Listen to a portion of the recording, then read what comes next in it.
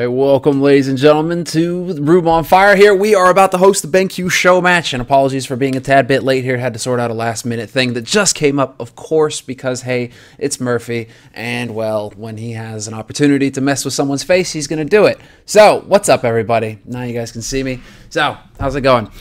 We are about to get into the stream tonight, and of course, it is going to be the BenQ show match, as you guys can see in the corner of your screen right there.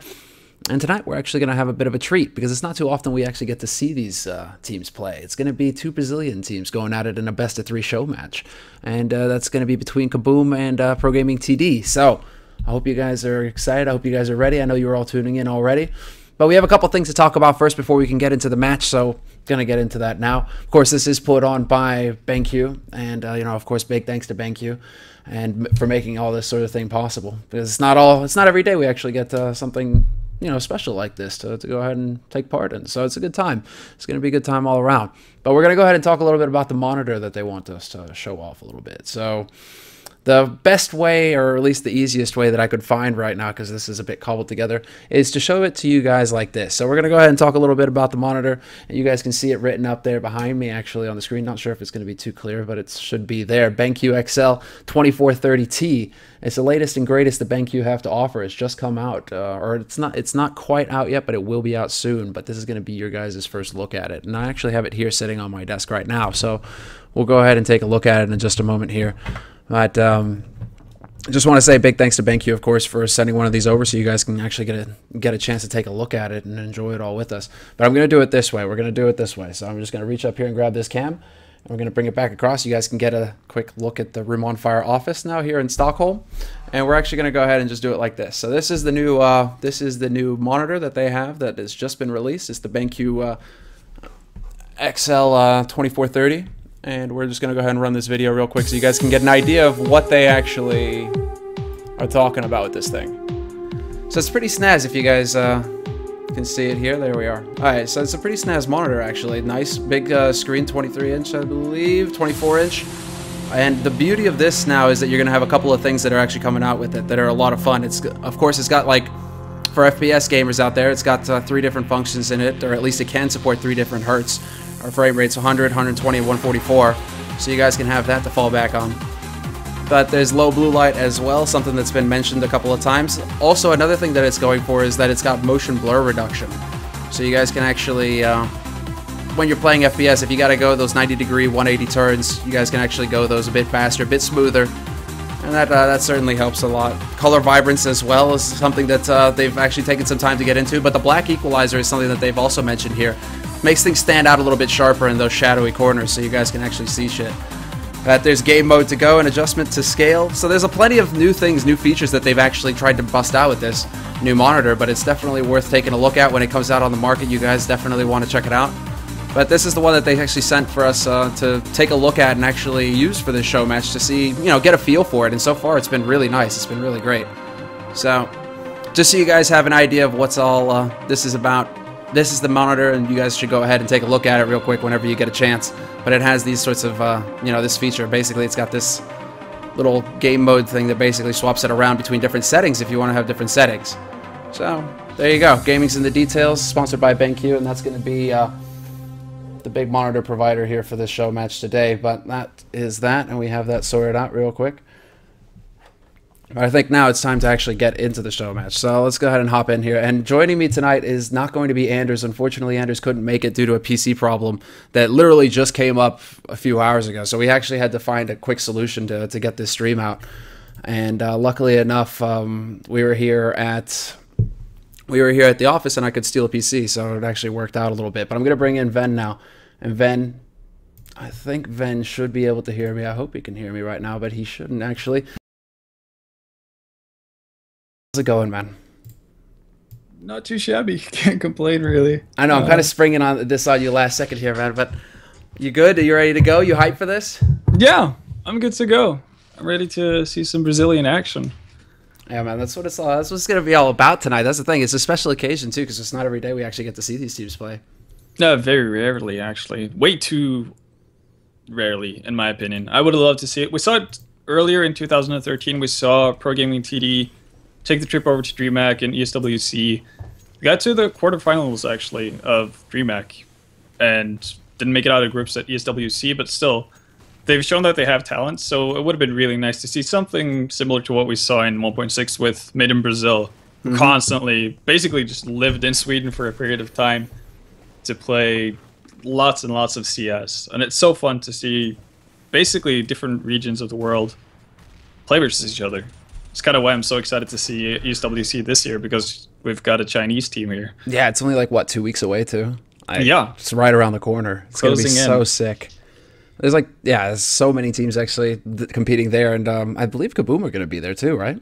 Yeah, that's right. KaBuM won I think they won the qualifier. I'm not sure if it was handed out or not, but I know that they beat ProGaming.TD and GFX, which are the two closest rivals to KaBuM in Brazil, and they beat them at a LAN tournament not too long ago, which I assume was the ESWC qualifier as well. So they're going to be in France as well, and that's going to be really fun, especially because they have a lot of familiar faces for a lot of people, really. Hit us with the knowledge, man. Well, for those of you who followed 1.6, you probably know who Fallen is, known for his time in Made in Brazil, which is by far the most known Brazilian team throughout the history of CS. FNX, obviously, same kind of player, also known for his time in Made in Brazil. And then you have Fair from PlayArt, who also played for ProGaming.TD before he actually ended up in KaBuM now. And then you have some new and exciting upcoming talents in Hen and Lucas. So it's going to be fun to see. Dude, this is perfect. And ProGaming.TD is the thing. It seems like the general, or at least the betting tendency here is that they're at least KaBuM are the favorites to take this. The Pro Gaming are kind of like the underdogs. Would you agree? Well, it's hard to tell, really. Simply because I don't know all that much about how things have gone in the Brazilian scene. I would assume that KaBuM had the advantage betting-wise because they have the most known names.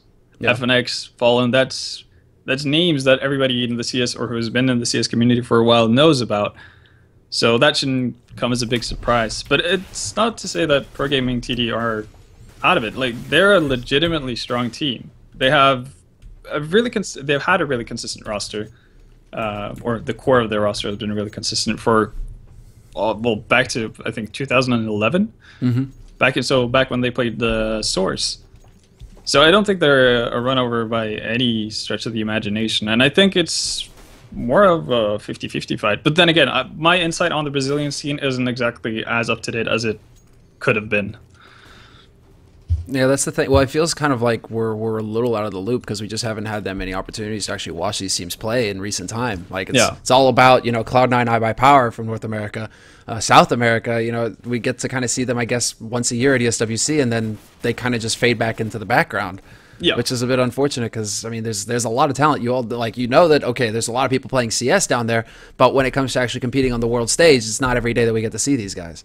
So exactly. That's why this best of 3 is really cool that the BenQ and the guys over at 99 Damage have actually put this together and made this possible, just so we get a best of 3 to kind of liven things up, a bit of a taster going into ESWC that's happening in only 2 weeks or so. I mean, this is the thing, guys. It's gonna be a best of 3, and I'm actually gonna check real quick just to make sure which maps, because they posted the maps just a few minutes ago, but unfortunately I had to scroll over them. Right, so it's gonna be Dust 2 for the first one, and that's ProGaming.TD's pick. Second map would be Mirage, which is KaBuM's, of course, and then it's gonna be Inferno to wrap things up.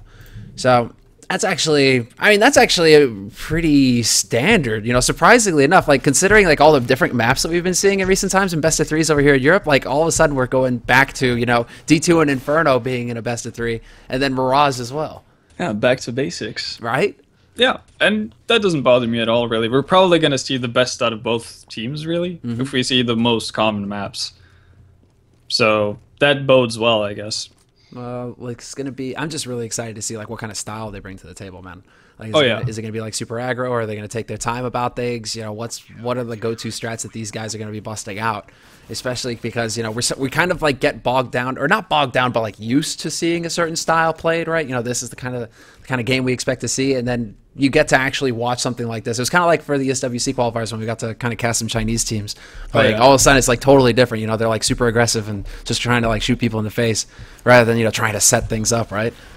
Yeah, there's definitely so many different ways you can play CS, and that's the cool thing about it, because all the different regions have different takes on it and how to play it. And we're, as you said, NA and Europe are very, I guess, very known. That's kind of what we're used to. So whenever we see a team like POW from China, they're probably a bad example because they're the closest ones to the European playstyle, but still, you see differences in their play pretty easily. And it's a lot of fun to see how their take on how to play CS is and how they kind of get to their eventual goal of winning the game. So I'm excited to see what the Brazilian teams can do. Yeah, this is just going to be refreshing, man.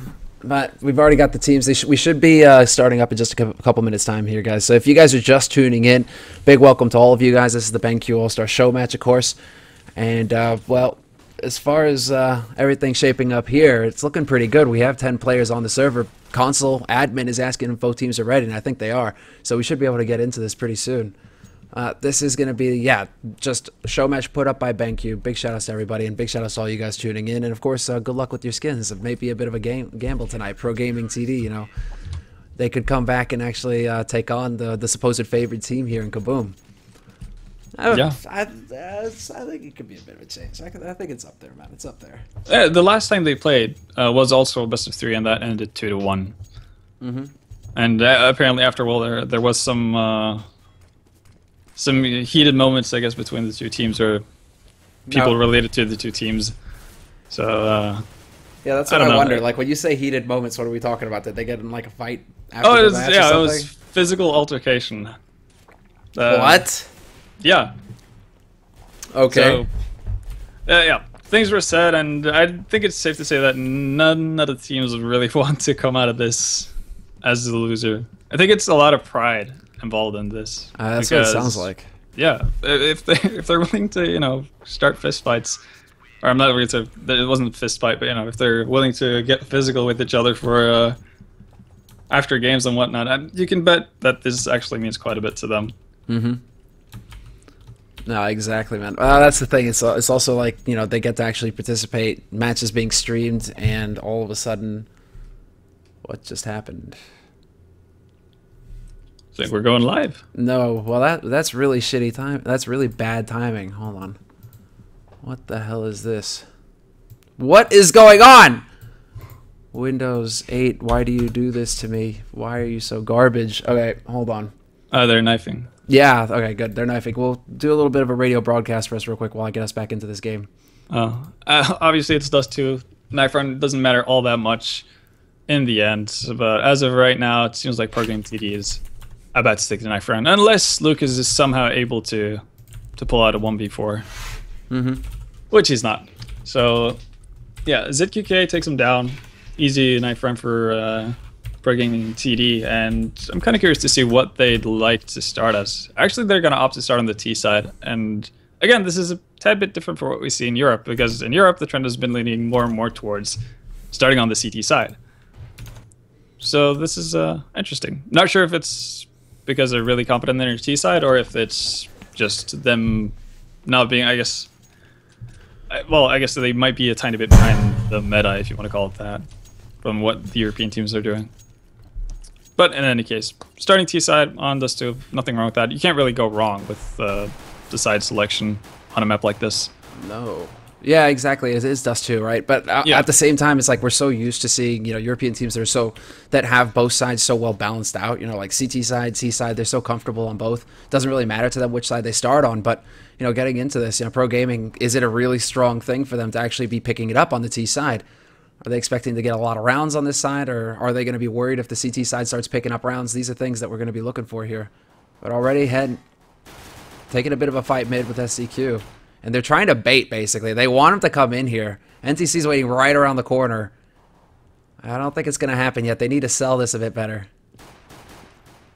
It seems like KaBuM are really aware of the fact that ProGaming likes to do stuff towards the middle, and as we see a push into middle here, they're not going to find anyone, but they're going to have the opportunity to wrap around everyone from target down if they're not fast onto the site. Yeah, exactly, and this is exactly what happens. But look at that, right? NTC comes in behind them. Fallen's going to take up the charge as well. Force point man in, but they are going to manage to get that plant down, and this is so important now for the T side.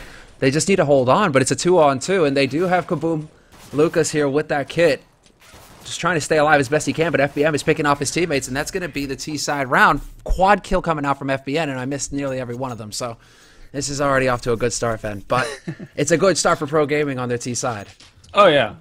I thought the rotation coming in from KaBuM was a little bit iffy. Having 4 people try to retake from Catwalk is 1 or 2 too much.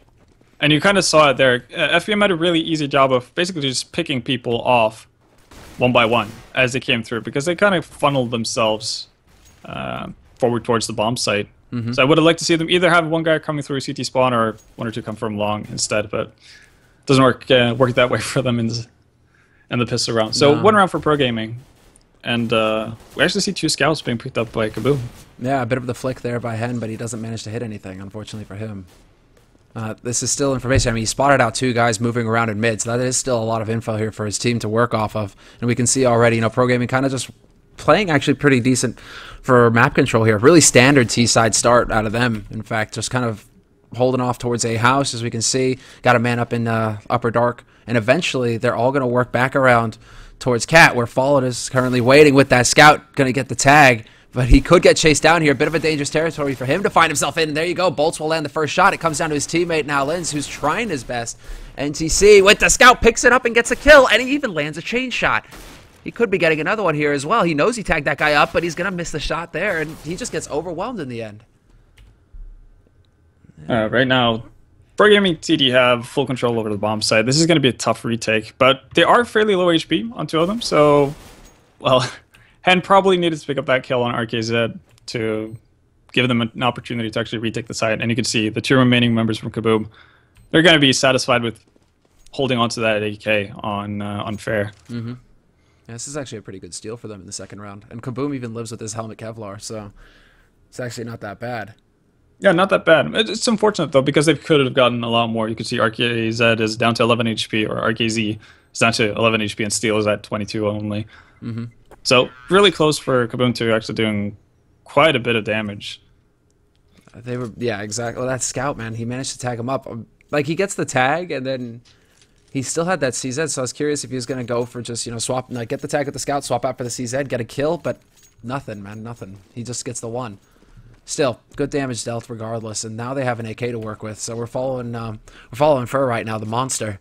He's got that AK, he's going to be taking point, but it does look like it's going to be a quick B play here. Onto the B site from ProGaming.TD. Or they're already nading up at least. Smoke's going to go down on the plateau, and this should be a B take here. Steel taking point, and Steel through the smoke is going to find that kill. Lucas not around for long, and that's it. The CT side has been cleared up on this B site, so already that actually looks quite neat. Yeah, solid. It's very convenient for target down to actually find Hen on top of plateau as he jumps up. If they spot him out, it's so easy to deal with, because you know, with the one guy was spotting mid, you know how many crossed over towards the B-bomb site. And if you know where one guy is and you've already isolated him with the smoke, it makes it so much easier to actually go in full force on that B-bomb site. So that was just really nicely played out by target down. Yeah, okay, what should we really call them? I'm kind of switching between ProGaming.TD and Target Down. I know them as Team Target Down. That's what they were called in CSS, even though they were in the same organization. Alright. What should we go with? PGTD? PGTD sounds like a mouthful, though, right? Yeah, you kind of got to work on that. We can just call him TD. TD. And that way we meet him halfway, right? Because we can see TD up there, and it's still Target Down. That could work, right? Sounds good. All right, let's go for that. We're gonna call him TD from here on out, but already bit of aggression over it long, but nothing really comes of it. Actually, like good nades from both teams. In fact, you know, smoke on the corner there to really stop that up from coming into play, but also good flashes meant that TD didn't really want to push out. We're gonna actually have an opportunity here, and it's gonna be a nice quick kill there for FBM on the corner. He's already trying to pre-fire on that angle, but he hangs around too long. Fallen with the AWP will pick him up. And now it's going to be back into a 4-on-4. Fallen with the shot on Bolts takes him off a Cat, though, and there you go. Peek too far, TD, you're going to get punished. That was a bit of an odd peek from the first KaBuM member there. Basically just walking into cave there without any flashes or anything at all from his teammates. Bit of a weird decision, and did get punished for it. It did put one of them down to low HP, so I guess that's something. But luckily for them, Fallen was there to pick up the scraps, really, with those 2 kills. Oh, he stuck around. It's going to be down to Lucas now. Lucas not going to get it done. That was a real nice little play there from the CT side. Flash into upper dark. They managed to get 2 kills off of that, but RKZ's still alive, and he's going to be able to get this plant as well. So TD actually coming out of this in a pretty decent situation. But look at this. KaBuM, again, opting to go together so that they can actually get that refrag. I actually like it better this time around. You know, they go into upper dark together. This way, one of them dies, it's all good. His teammate is there to pick up the kill. Absolutely. Oh, and there you go. But it's not going to be good enough. Fallen will get it, despite the fact that he was caught midair. He's still going to get that kill. And they're looking for the bomb still. Okay, there it is, Monster. You got it. Yeah, in that situation, I completely agree with them, because I think it was, I think one of them was already tagged up a tiny bit. I think it was Fallen, and it was already taking a bit of damage. So you might as well play it safe in that situation. Instead of giving the last remaining member from TD an opportunity to make it into 2 1v1s, you make it more or less impossible for him to get more than one guy before your buddy trades with him. Exactly. It's just guaranteed. I like, in a 1v2 at least, you know, that's pretty much the go-to play, rather than give the opportunity to the opponent to have a series of 1v1 duels that he can win. Yeah. It looks like we actually had Fallen peeking pretty close there to Longhouse. Gets tagged down to 74. Not going to say he got information. He probably managed to figure out that one guy was there unless he ate a nade, in which case that's not going to be too funny. But FBM's dropped down to 20, so I'm imagining he got tagged somehow through the door. Yeah, that's probably a bit of a flick shot through the door. FBM still lives, though, but he's going to have to be careful about where he moves out. This is really close. Okay, right now we have double angles going on here pretty much. Fair. He's waiting at mid doors. He just wants that bait to work to get them to come through here. But it doesn't look like TD are going to bite. They're just taking their time with this. Bomb is floating right around the corner on Steel. He's on the other side of these doors, and he's going to make his way in. He gets tagged through the door. Down to 28 HP from full HP. 6 shot there. And that's going to really rattle them. Now through, and he takes Steel out. I don't even think Steel was the one watching him there. Finally, they managed to get rid of him, but this is just too much. It's got to be fair. Walking in with the double spray down at the end. And KaBuM, solid hold, but more importantly, just X-ray vision right there. Seeing through those doors and managing to land all the shots. That was actually insane how much damage KaBuM was able to do to the TD team before they even got into position anywhere. You had Fallen tagging up FBM at the start there, down to 20 HP. Then in hand, I think he had 3 shots through the door. So he tagged up one guy and killed the other guy. So I think he had one guy at 9 HP and he killed, was it RKZ? Who went down? No, it was Steel who went down through the door. Yeah, it was Steel who went down through the door. He got tagged twice through the door too. So just like really bad situation for him. Yeah, and eco round, not gonna go too well for TD right now. ZQK, last man standing, gets picked up by Lucas. Do pick up 1 frag, but in the end they didn't invest all that much into the round, so it's not a big deal for the terrorist team. Yeah, on the on the T side, sure. CT side is actually starting to look pretty solid as far as the money is concerned. They have enough money to actually buy up both ops again if they wanted to. If they were to lose a round at this point, it's not the end of the world if they want to keep going for this strat. Double op setup has been working out pretty nicely for them, especially if Han is able to land so many shots through the wall and basically do a lot of damage to TD before they actually get anywhere. This time around, he does pick off Steel, but instantly returned on. This could be an opening for PG. Bolts is going to land that. No, we can't even get over to them. They're dying too quickly. Flash going to go into CT. Fallen turns away in time. Smoke goes down for him. He's the last man alive here for the CT side. He decides to go running right through. Misses the flick point blank. He's not going to get it. And now, at this point, 1v4, 1v3, he's actually going to have to back off and try and hold on to this AWP, it looks like. He's not willing to take this fight. That just looked like a maelstrom, though. That was just a brawl. Yeah, I'm actually... At this beginning there, as Fallen started to set pace towards mid through the smoke, we had, I think it was Bolts who actually was on his way to run through the smoke in towards CT spawn, so a bit of a cluster going on right there. Fortunately for Fallen, he wasn't able to land that shot in mid. gets taken out by FPM as well, so not a great situation. And even though, as mentioned, they did have enough money to buy both ups, I think they're going to stick with... Actually, they're going to continue with the double up setup. That's actually a bit surprising. But they do manage to make the money go around. Hen is just going to be a little bit crippled. He's going to go with the FAMAS and a smoke. Because I would have assumed that one of them would have needed to drop, because I think it was Linz who was down to $1,900. Yeah, I think one of them, somebody dropped something there. But, yeah, like one of them had 8K. You know, I mean, it's still quite a bit of money. But you're right. Usually you would think that they would prioritize having everybody geared up adequately than going for like a pocket strat, like a double op. Yeah. But they made it kind of work both ways. They did get the double up, and it's not like Hen is, or I mean, now it's Fair is wrecking the FAMAS. It's not like Fair is completely out of it with the FAMAS and head armor. No. Still, yeah, it's just he's got to be so careful now about getting tagged. If he gets hit, he's screwed, right? It's scary, but I'm curious to see where TD are going to take it now at this point. They're down a man. They've lost the entry. I like what Lucas is doing right now. This is giving so much information for KaBuM. Well, we're going over to Fallen now. They're already taking shots over on short. It's going to be Fallen not hitting the shot here. He loses his teammate, Fair, and he's got his mate there to cover long, so it's not the end of the world. But it's going to be, I said QK. Getting the plant. RKZ there, sick Hail Mary nade to take him out, 1 HP, and then the flash around the corner onto short. It's almost like KaBuM knew exactly where they were going to be. Yeah. Lucas pushing in through Upper Dark there on B, obviously was a big tell for them, and it allowed them to do the rotation just that tiny bit earlier before they normally would. So it didn't allow TD to really set up anything, and they kind of got caught out. Fallen picks up the first entry frag, and I think it was Fair who followed up from spawn there with another kill. So TD never got the real chance to actually take that A bomb site before they got obliterated. And a lot of that was because KaBuM was able to do the correct rotation in time. I'm curious to see now if Linz is going to be, or NTC rather, is going to be able to hold off the push here, because it's a straight eco rush out onto long. All 5 members here for TD. He's holding the angle, but he's only got an M4A1. Not the best rifle to be dealing with this. He's going to have to be counting on his mate. But he's getting peeked around the corner. Incendiary goes out, but there you go. You actually have Fallen now lending a hand. It's actually going to be Hen. He's landing shot after shot. The Molly is actually going to do the job that it needs to. And they're just getting kills left and right at this point. It's going to be down to the last man alive, Bolts, for TD. He gets overrun by NTC. And then KaBuM, a perfect eco hold. A perfect anti-eco hold. Yeah. Unfortunate for TD that they didn't manage to get the bomb over to the actual bomb set there. It ended up playing in crossover.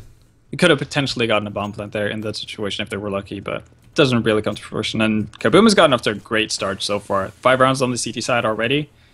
That's definitely something you can be happy about. Yeah, that's real solid work. And it just looks like right now. And they've got money in the bank still, right? They lose that money. Yeah. They lose 1 round, but it's still, you know, it puts them on the edge, but they're still able to get something going for themselves. That's the important bit. Fallen is going to peek. Oh, and he finds a flick. There you go. That's the opening. And then it's just going to be Fair, just pushing out. He gets flashed white, though. Doesn't see a damn thing, but there's going to be Hen waiting on this corner. Takes the shot, and he's not going to hit it. It's a bit of a scary moment there, but we're back into a 4-on-4 now. KaBuM still with some good gear on their side to hold off the push when it does come, but TD, there's still 4 guys, and they're kind of floating around long. He doesn't peek behind the flash, which is a bit odd. That's NTC getting overwhelmed there. Yeah, Fallen's there to pick up the pace, though, and pick up the slack from FNX there. Not being able to pick up a frag, but he's in danger of being sandwiched here. Yeah, and that's actually... Whoa, I'm surprised that RKZ actually pushes out there. Because he can just play for the... He can play for the sandwich. He can play for Fallen being caught out in the open. It's not going to change anything. Fallen still gets taken out by FBM.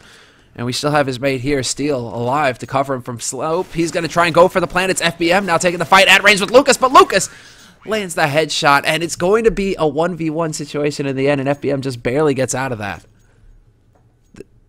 That could have been a lot smoother for TD. A lot smoother easily. If, as you said, RKZ holds off on pushing short for 1.5 seconds more. Then Fallen probably goes down without any problem. Luckily for him, though, his teammates managed to bail him out and win the situation. Steel, though. Yeah, this is kind of ugly at this point. You're even going to have to kill... Oh, you're not. Fair just barely gets around that corner alive. Yeah.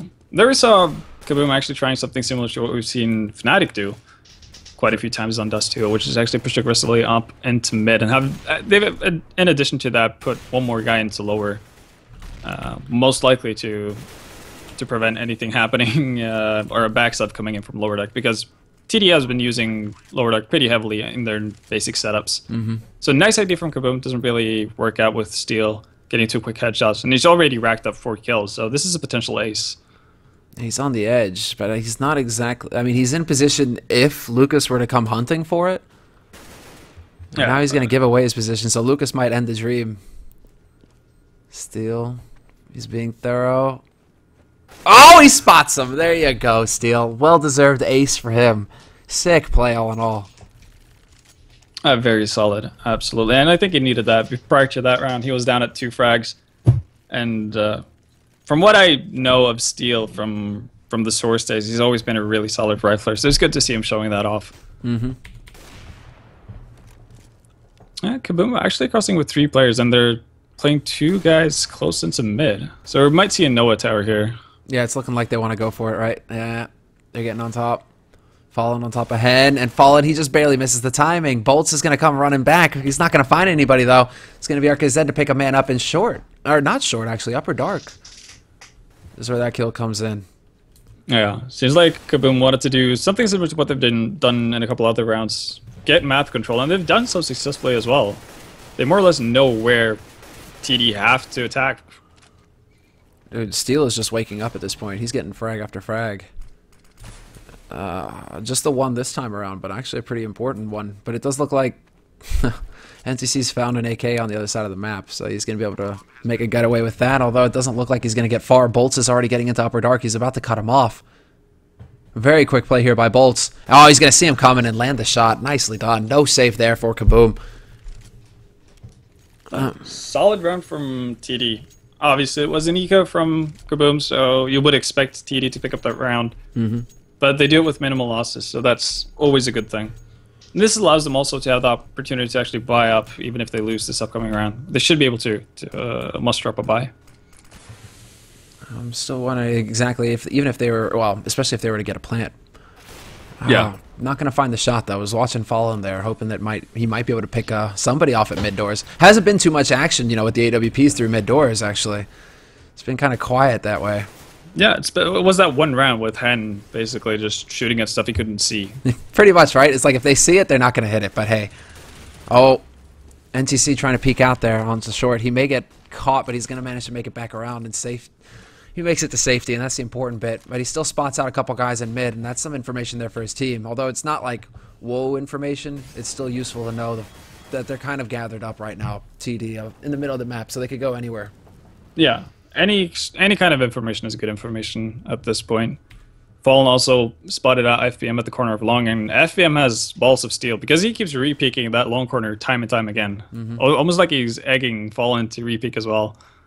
It's not going to happen, though, and this actually might work out pretty well. If the guys in upper deck here from TD hold off for long enough, FBM and ZQK can actually do a lot of damage, but it seems like KaBuM are actually going to be the aggressors.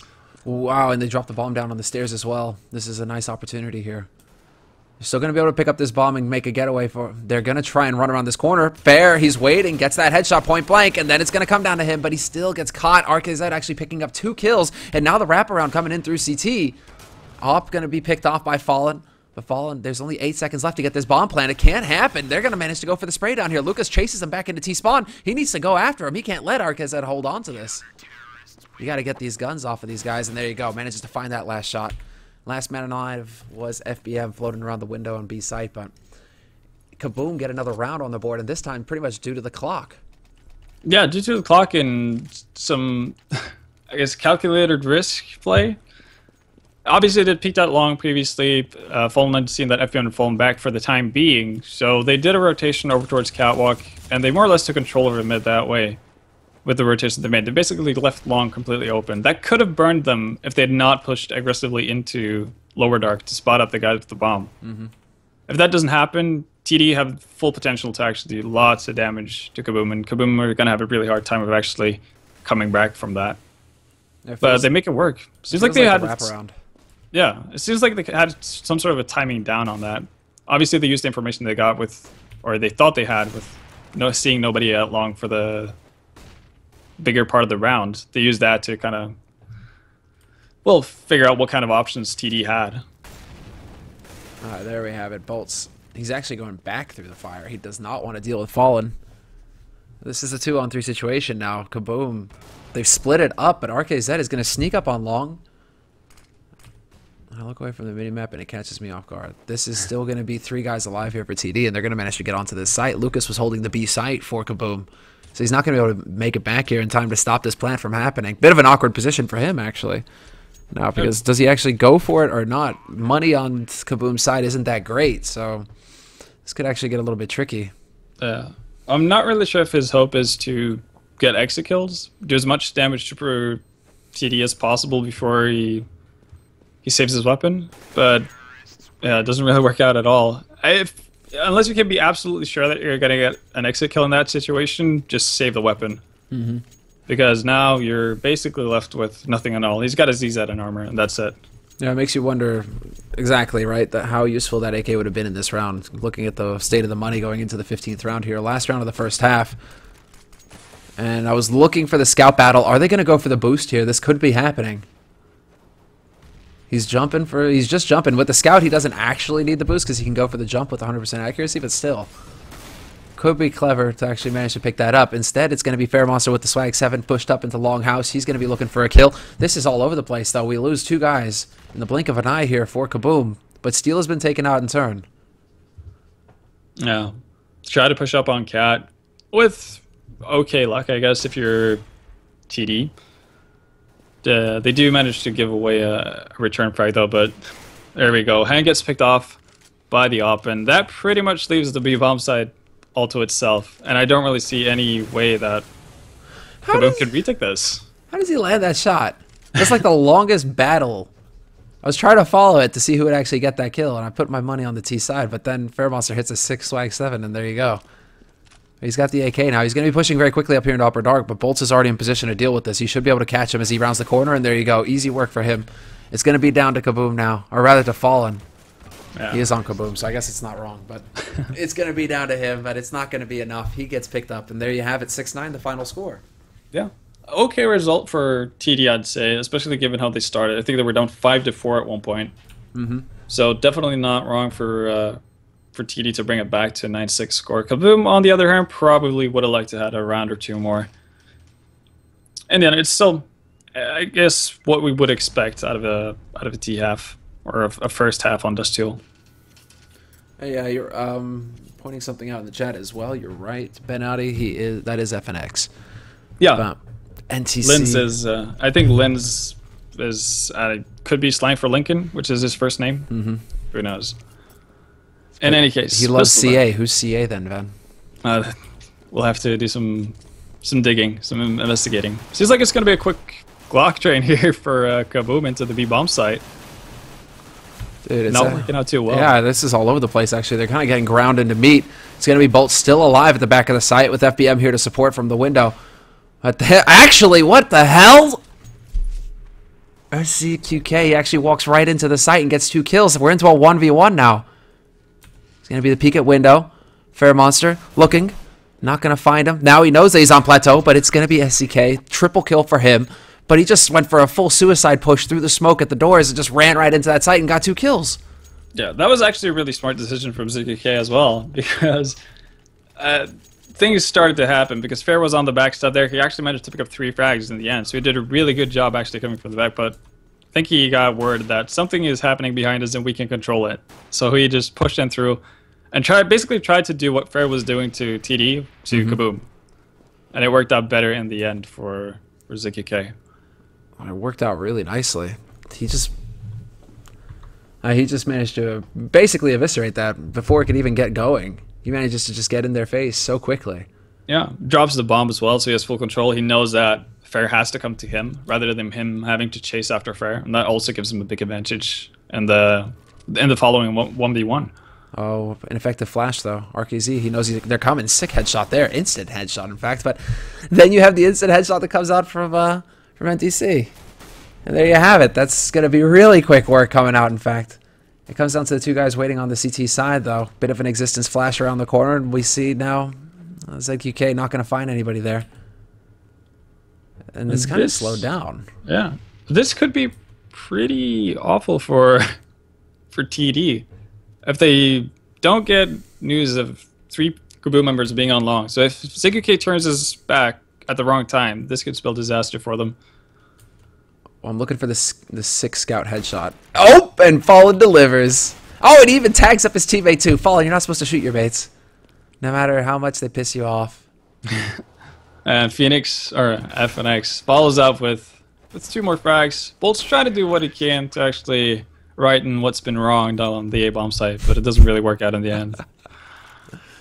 So yeah, basically TD giving up the control of long so easily and not being in any position at all to really do anything about it. That's what killed him. Yeah, it was also just a really sick shot onto RKZ there with the CZ. Like, RKZ needed to get, like, what, another kill at least, right? Oh, absolutely. I think more than anything, really, they just needed to figure out that KaBuM was in that position way before. Mm-hmm. They just needed more information, and they did the opposite thing of what KaBuM did on their CT side. They basically went so passive that they left it all to chance. KaBuM took matters into their own hands and actually actively searched for TD members later in, at the later stages in the rounds. Mm-hmm. And I think that's what TD should have done in that round. At least had someone that could have potentially looked towards long. But there you go. So KaBuM bring it back. They're going to be pretty happy about that. Kitted out with 3 AKs, 2 scouts, and with only PT50s on TD, this is going to be a rough round to win. And that upper dark push finally came through. Oh, the nade doesn't do anything.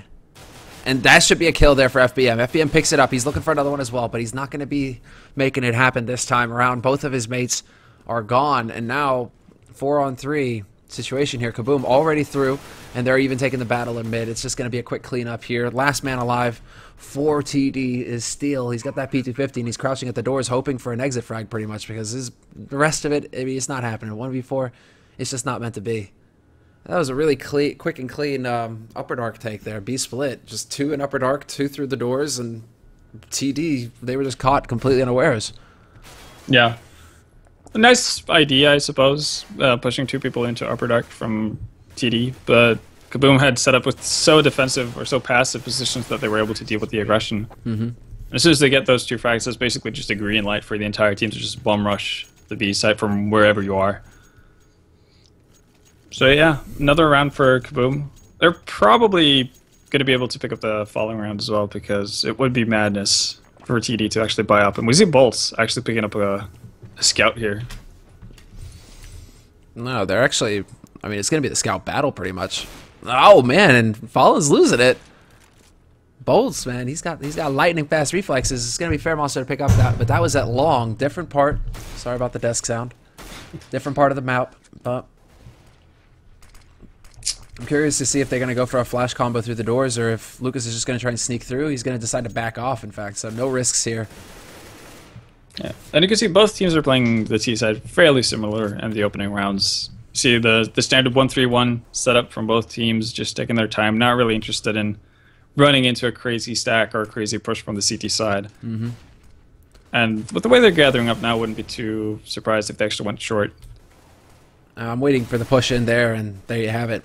ZQK not going to find anything this time. He's looking for the shot, but he's still not going to get it. Eats a nade instead, and it's going to be the sick combo right on top of a maximum damage. It's down to Bolts, but as I call his name, he gets struck like a bolt of lightning. I don't know, man. He gets struck with one? I mean, that was instant. It's fast as light. Fast as lightning. Absolutely. No, it's very solid round from KaBuM. Again, limiting their losses. And so far, from what we've seen, both teams are actually playing this quite similarly. They're doing a good job of not running into, I guess, unknown territory without getting too much information, at least on the T side. So that's good. You know, the feeling, or the feeling that you get watching this is that these are 2 teams that just play each other a lot. Yeah, definitely. They have a certain feel for what both teams are doing. Absolutely.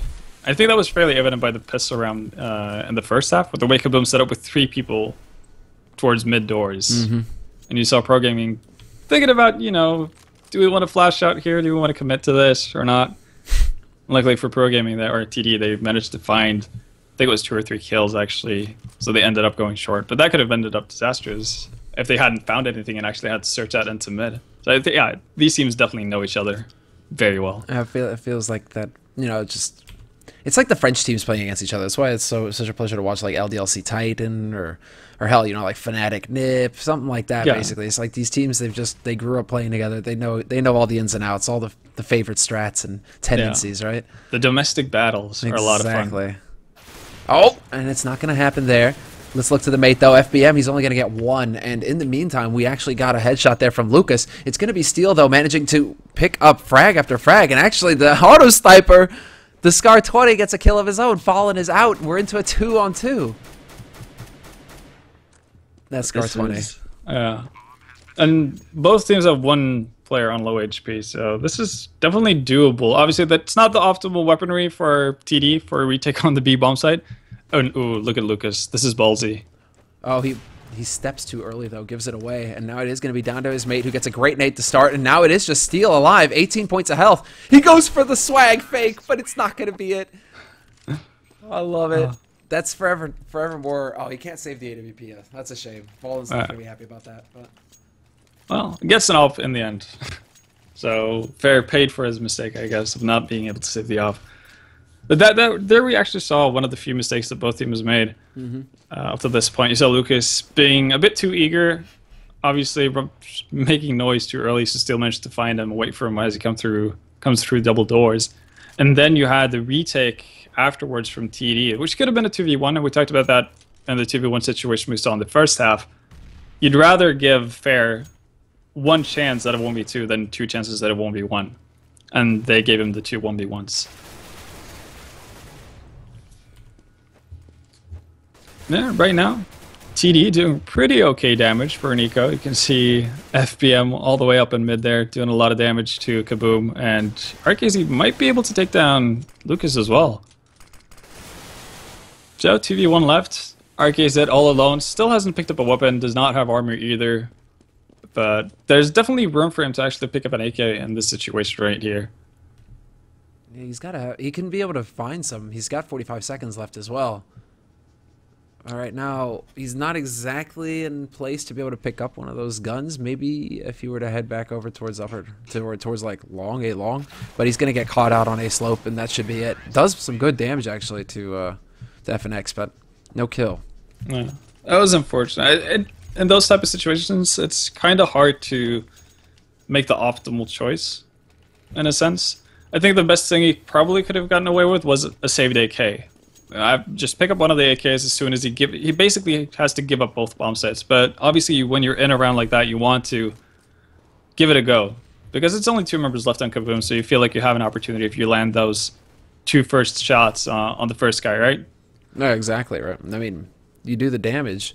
If you've got them rattled as well, that's the thing. When you're KaBuM and all of a sudden you're losing rifles all over the place, there's got to be that little edge that starts to creep in. Like, what is going on? Where do we look now? Yeah, exactly. So I could definitely see why he wanted to position himself aggressively to be able to pick off people. But I guess in an optimal world, he would probably give up both bomb sites and basically look to save an AK. But it's obviously easier said than done. Yeah, that's a brutal bit. Yeah, still a really good eco from TD though. Managed to take out 3 members with only PT50s invested, or PT50s or ZZs. Oh, and there you go. Steel picks up FNX. Look at there. Steel had an opportunity at one point, but he missed it. Luckily, he hits the second shot. And now it's entry frag TD. KaBuM gathering up on Cat. It's going to be the Cat rush. I like the flash already. ZQK might struggle a little bit with this, but he's going to hit the first shot. It's going to be Steel now, who's just point blank. FBM and ZQK stacking up, and ZQK is going to pick up another one. He's not going to manage to pick up Hen, though. But Hen taking the battle at range. The rifle shot not going to be enough, but he has to pick up this bomb. He's only got 15 seconds left. Oh, and the Molotov as well to go down on the site. Did he realize that he didn't pick up the bomb? Don't think it did, but in any case, he was kind of screwed. Yeah. In any case there. That was a really nice Molotov as well. You could see it did a lot of damage, putting that to 17 HP. Yeah, solid round from TD, and both teams actually opting to go for a double op setup, which is surprising. It's not something we see that often in Europe, but here 2 out of 2 teams are opting for it.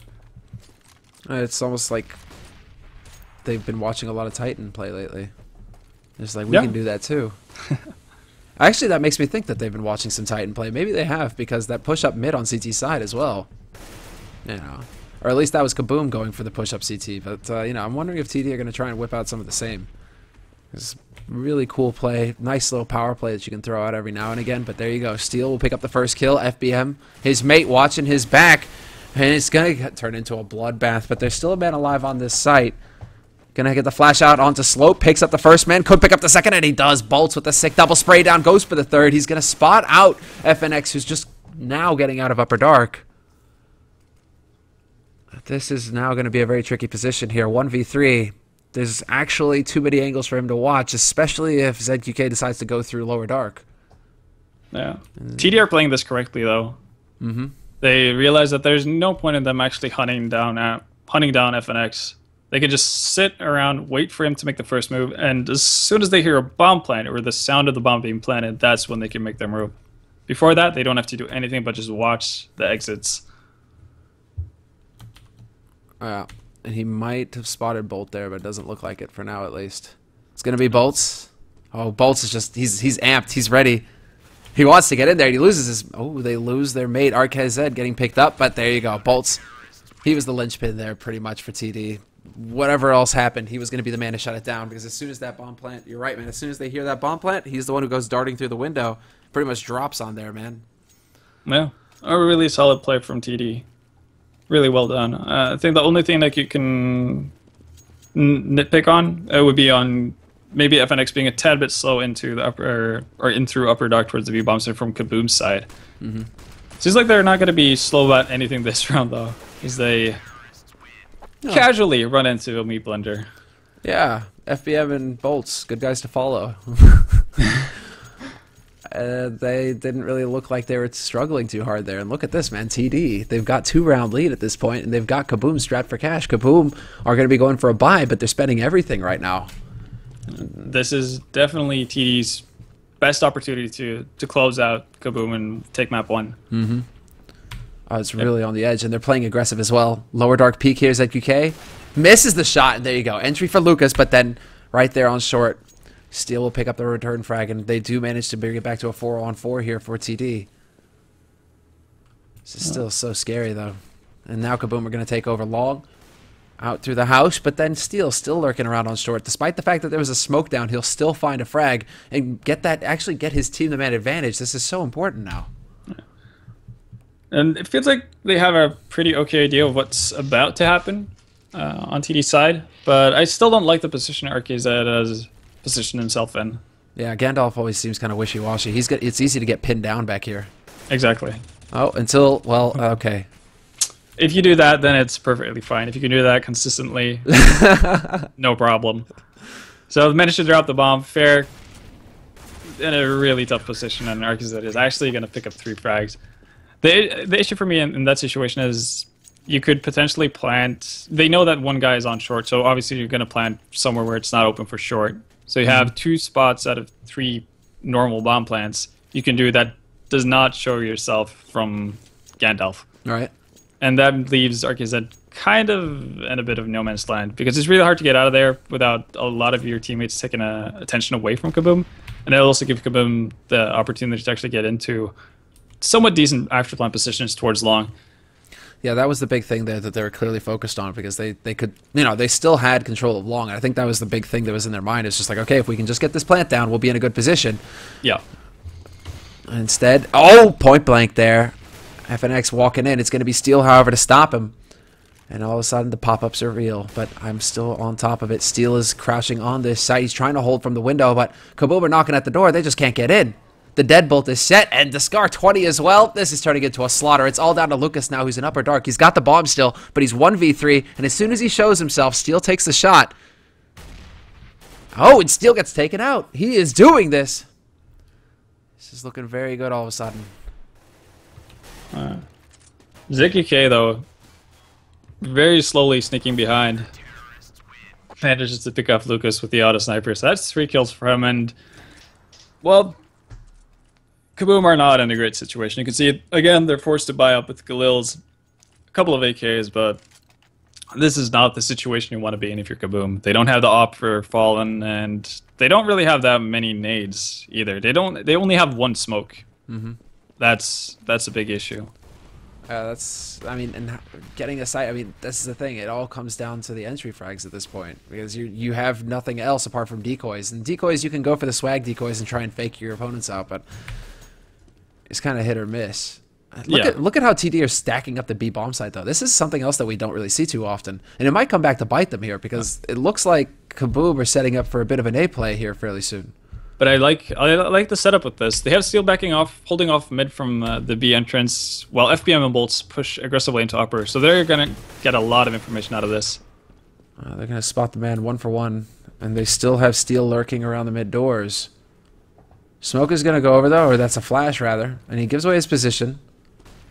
But he still has his mate, ZQK, over here on cross, watching to make sure that they can't push up on Cat. KaBuM, the bomb has now been picked up. It's making its way over towards Long. That's going to be RKZ holding that angle. But now, oh, he doesn't manage it, and this is going to get hairy now. It's all going to be down on this man here. RKZ, he gets checked. And KaBuM know exactly where he's going to be lurking. Quick, clean kills coming there for KaBuM, and there's an easy plant for them.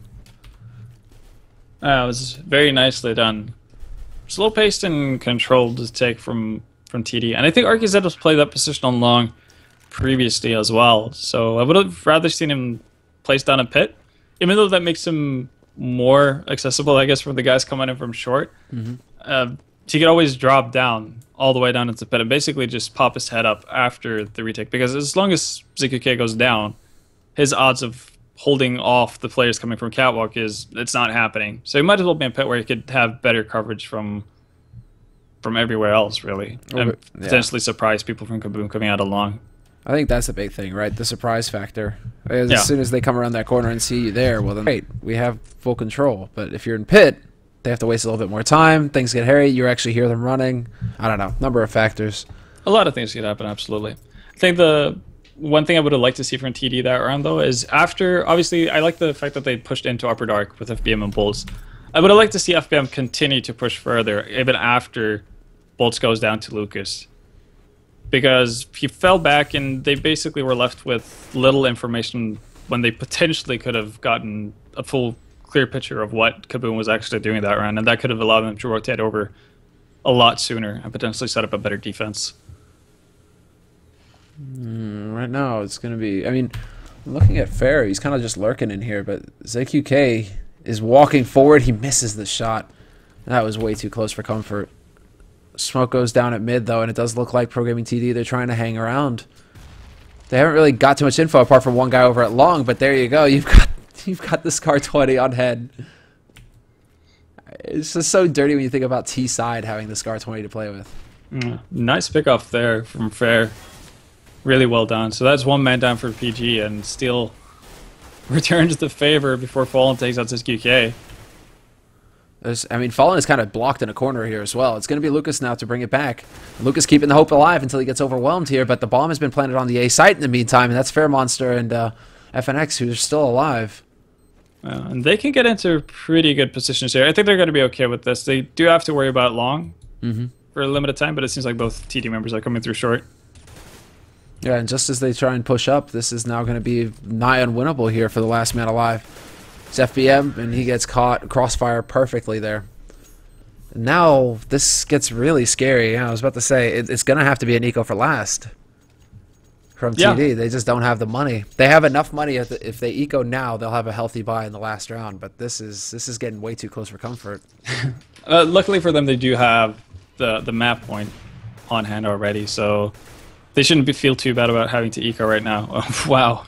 FBM actually got tagged before he jumped over.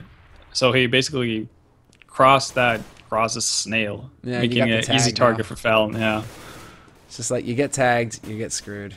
Like especially if you're trying to make that jump, you just stop dead air. Like you're just like, oh, this is not going to be good. Yeah, uppers like Fallon are not going to miss shots like that. No, Fair's lurking. He's setting up the bait. Now are they going to bite? Is ZQK and RKZ? Oh, and he misses every shot. Oh, no, don't die. Oh, he gets both. There's always the kills that look the easiest, that are the hardest to get, right? You always think that, and then that happens, and you just like everything just goes, you know, like you feel so good to just feeling horrible, and then like yeah. Just it does manage to clean it up though, so no embarrassing situation for him there. if he died there, that would have been that's horrible. Yeah, that's not a great sight. All so, right. Final round of the first map, and as you said, TD managed to get a really nice buy going. Not as many nades as you'd like, but they've opted to go with the double op setups on the behalf of, or yeah, instead of the nades really.